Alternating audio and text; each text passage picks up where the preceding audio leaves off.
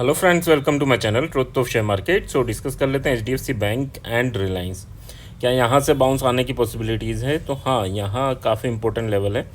जब HDFC bank 1650 के नीचे था तब भी हमारा डिस्कशन हुआ था कि अगर 50-55 अगर टूट जाता है तो काफ़ी अच्छी रैली होगी, और अगर वहाँ वो लेवल रेजिस्टेंस फेस करता है तो काफ़ी अच्छी गिरावट होगी। तो एग्जैक्टली काफ़ी बड़ी रैली के बाद एक वहीं पर आकर एचडीएफसी बैंक रुका हुआ है।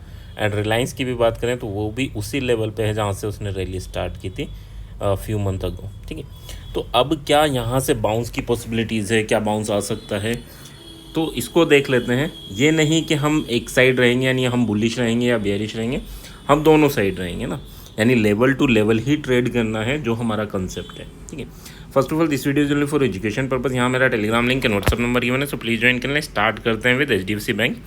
एचडीएफसी बैंक की अगर मैं बात करूँ तो देखो ये डे कैंडल है, और यहाँ पर अगर आप देखोगे तो यहीं रेजिस्टेंस फेस कर रहा था।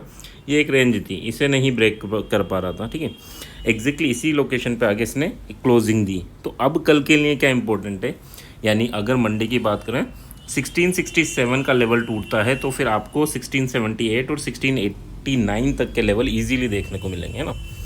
एंड अगर वंस अगेन 57 के नीचे जाता है और रेजिस्टेंस फेस करता है तो फिर आपको 45 और 34 यहाँ तक के लेवल देखने को मिलेंगे। रीज़न क्या है इसको चूज़ करने का? क्योंकि जिस लेवल को तोड़ के ये गया था 1730 1740 तक, उसी लेवल पे एग्जैक्टली आ गया। ठीक है, तो यहाँ से अगर ये बाउंस करेगा तो काफ़ी अच्छा बाउंस आएगा। और अगर बियरिशनेस ग्लोबल मार्केट की वजह से बनी रही, ठीक है, क्योंकि आपको पता है दोनों रीज़न कि चाइना में सप्लाई और आपका जो इज़राइल और ईरान का वॉर चल रहा है ना, अगर वो टेंशन बढ़ती रही तो फिर यहाँ से भी गिरेगा और फिर ये नीचे तक जाएगा, है ना।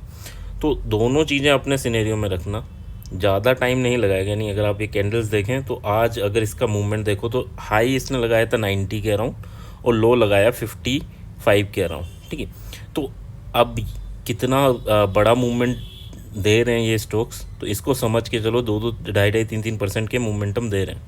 ठीक है, तो लेवल अगर टूटता है तो बियरिश होना है, और लेवल ये टूटता है यानी ब्लू लाइन टूटती है तो बुलिश होना है। हर लेवल इंपॉर्टेंट है, ऐसा नहीं है यहाँ टूटेगा तो यहाँ से भी छोटे मोटे बाउंस आएंगे फिर गिरेंगे। ठीक है, तो हर लेवल इंपॉर्टेंट है। ठीक है, स्कैल्पिंग अगर आप करते हैं तो आप इन लेवल्स को यूज़ कर सकते हैं। ओके, रिलायंस की बात कर लेते हैं। रिलायंस को भी क्यों चूज़ किया है तो देखो यहाँ पर ही इसने सपोर्ट लिया था और फिर ये मार्केट गया था, है ना। वापस वंस अगेन ये लेवल टूट चुके हैं। अगर क्लोजिंग बेसिस पे मैं स्टडी की बात करूँ तो ये लेवल टूट चुके हैं, बट अगर इसके ऊपर निकलता है 2788 के ऊपर तो फिर आपको 2825 एंड 2866 तक के लेवल इजीली देखने को मिलेंगे। ठीक है, यहाँ पर हमें क्या करना है, 2773 का एसएल जरूर लेके चलना है। इसके ऊपर हम बुलिश रहेंगे और रेड लाइन के नीचे हम बियरिश रहेंगे। ठीक है, इस चीज़ को याद रखना कि कहाँ हमें बियरिश रहना है, कहाँ हमें बुलिश रहना है। यानी अगर यहाँ ये बुलिश पोजीशन है और इसके नीचे मार्केट है तो हम बुलिश पोजीशन में बिल्कुल नहीं होने चाहिए। ठीक है, हम एसएल लेके निकल जाएं। तो ये लेवल जो क्लोजिंग पॉइंट है इसको हम एसएल की तरह यूज़ करेंगे for Monday.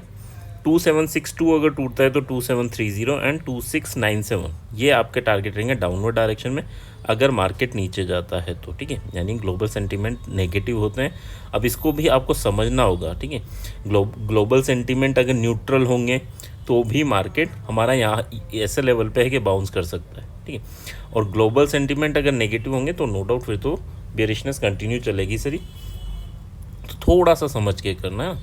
I hope level to level आपको चीज़ें क्लियर होंगी, और अगर कोई भी डाउट्स हैं तो आप कमेंट सेक्शन में कमेंट करें, और नहीं हैं तो भी आप ज़रूर बताएं कि आपको ये वीडियोस कैसी लग रही हैं। So thank you.